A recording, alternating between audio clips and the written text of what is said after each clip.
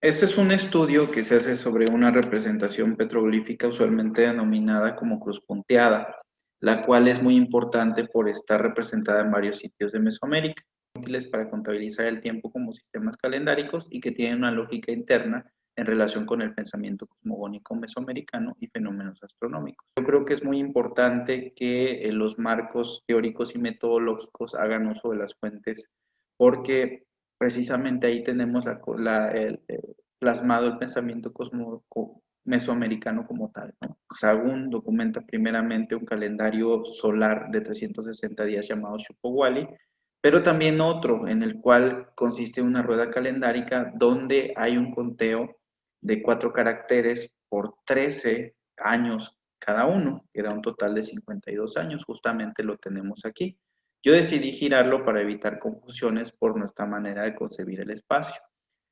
Usualmente el oriente pues es lo más importante para las sociedades indígenas y por eso se indica en la parte de arriba.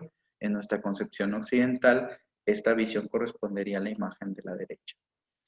El conteo del tiempo, bueno, vemos que hay una disposición cuatripartita, que hay 20 caracteres también que rigen sobre 13 días cada uno de acuerdo con otra de las cuentas que registra Sagún, pero que afirma que no fue calendario porque él no entiende la lógica de esta cuenta de 260 días, ¿no?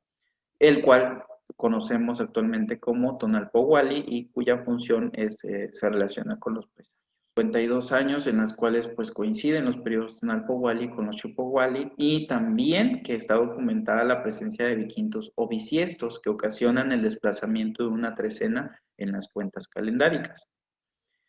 Nuevamente las hipótesis. Les comentaba que pues indudablemente estas representaciones fueron útiles para contar y registrar el tiempo, que tienen una propia lógica. Aquí vemos un contraejemplo en el cual pues, se utiliza una estrategia de pensamiento occidental para comprender estas representaciones, quedando un vacío en la explicación de los demás puntos. Les comentaba, esas representaciones son importantes porque se encuentran en casi todo el altiplano, occidente y noroccidente. Las evidencias de cruces punteadas, no obstante, también se extienden hasta Nuevo México y Guatemala, siendo las de Teotihuacán las más conocidas, generalmente tienen 1 metro de diámetro, las más antiguas son del preclásico tardío, el diseño está conformado por perforaciones circulares a manera de puntos dispuestos en un par de ejes. En cuanto a tipología, casi siempre se trata de un doble círculo, aunque también vamos a tener representaciones cuadradas. Se encuentran en pisos de estucos asociados a edificaciones y salientes rocosas, tienen una vista habitual hacia el este y se encuentran por igual de manera horizontal o vertical.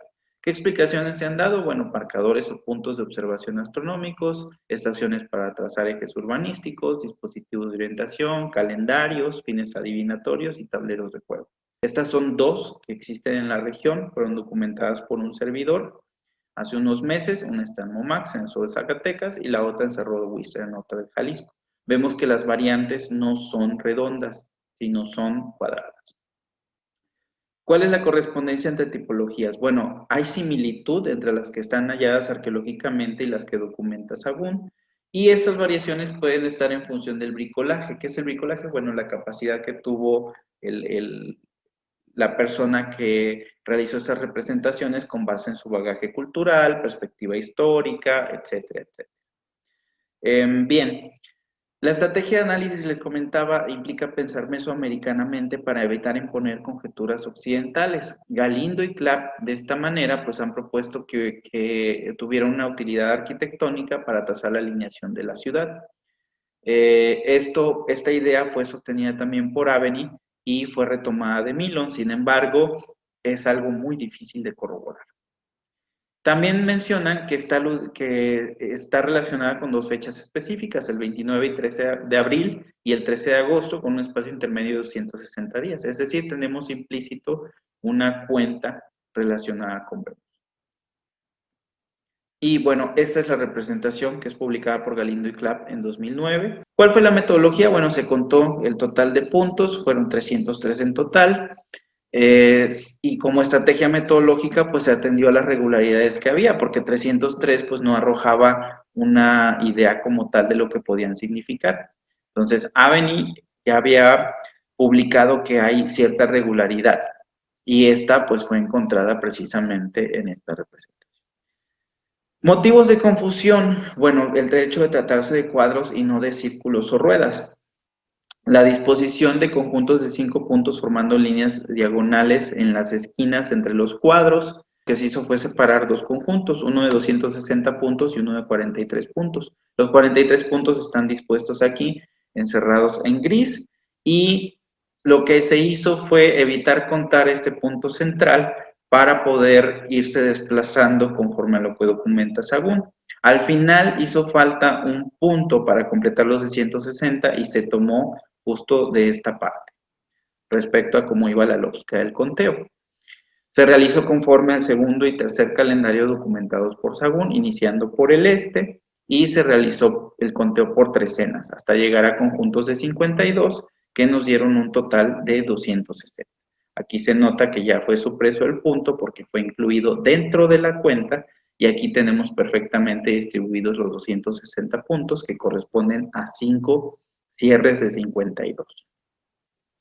Algo interesante, si nosotros utilizamos líneas curvas para hacer las conexiones, lo que vamos a tener son representaciones de espirales. Y esto es muy importante porque en muchos sitios vamos a tener espirales y probablemente nos están dando alguna situación cronológica que no entendemos, como podría ser el caso. Aquí donde vemos perfectamente la asociación de espirales y este tipo de cuentas. Y sin duda, Huachimontones pues también tiene un carácter calendárico implícito. Tenemos 13 divisiones por 4 que hacen un total de 52 en la misma disposición que se encuentran en la rueda calendárica de Sagún. Lo que observamos al atar los puntos es que el punto final coincide precisamente con el punto inicial. Y algo muy importante, Sagún menciona el calendario de los indios de la Náhuatl refiriéndose que de manera despectiva, él dice, no puede ser posible que ahí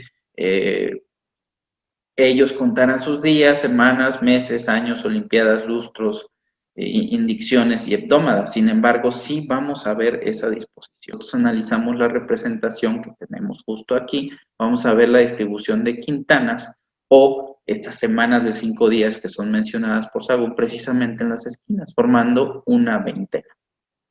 Misma disposición que la vemos en el códice Feyerabad-Meyer. Entonces, de lo que se trató aquí fue de rescatar la información contenida en el calendario de los indios de Anáhuac, donde vemos precisamente la presencia de quintanas, de las veintenas, de los años y de los periodos de 4, 5, 7 y 15 años, además de los Nemontemi y Viquintos, que nosotros vamos a ver contenidos dentro de la representación, justo aquí. Estos son los Nemontemi.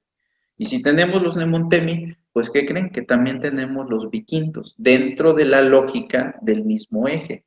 Entonces, por lo tanto, estos dos también van a tener su propia lógica. Algo muy importante, la pertinencia de los Viquintos. Los Viquintos están relacionados con los bisiestos, y los bisiestos con los años Toxtli, y los años Toxtli con el culto de la diosa Chicomecoatl. Lo que pasa en el posclásico es precisamente una sustitución del culto del cierre de Fuego Nuevo, de la celebración de Fuego Nuevo, perdón, por los años Acatl. Se sustituyen a los años Toxtli por los años Acatl para celebrar esta importante situación. Entonces, eso se ve gráficamente aquí representado.